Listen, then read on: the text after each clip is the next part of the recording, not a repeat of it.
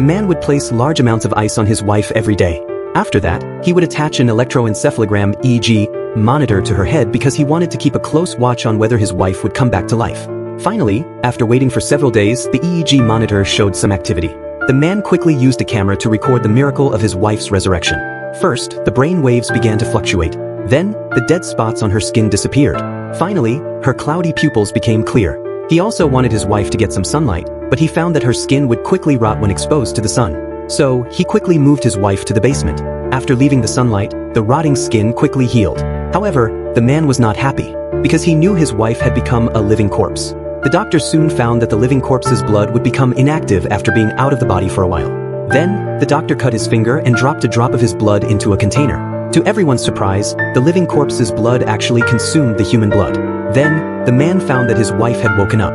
However, the heart rate on the monitors still showed 0. This made him sure that the one in front of him was not his wife. The living corpse wanted to beg for mercy, but he completely gave up on being merciful. Later, he found that the living corpse was not afraid of various deadly drugs, but it was very afraid of Buddha statues. Moreover, the living corpse had a very strong self-healing ability, and the man found a way to kill the living corpse. That was to drive a peach wood stake into the living corpse's heart.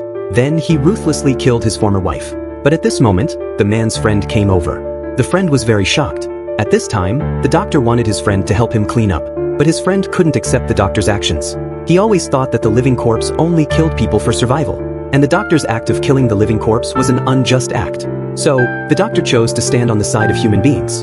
The friend chose to join the living corpse's side. Then, the man came to the village office. But suddenly, the man realized that these people were all living corpses. The village was about to become a hunting ground for the living corpses. But he would not just give in. He said that he still had copies of the patients who had recently died in the hospital. As long as he made these documents public, it would surely attract the attention of the authorities. Then a woman came, and the woman was the mastermind behind turning the entire office into living corpses. But the woman did not finish him off, because the woman enjoyed watching the man's last-ditch struggle. Finally, the doctor realized how desperate it was to be alone and helpless. He didn't know how to save everyone,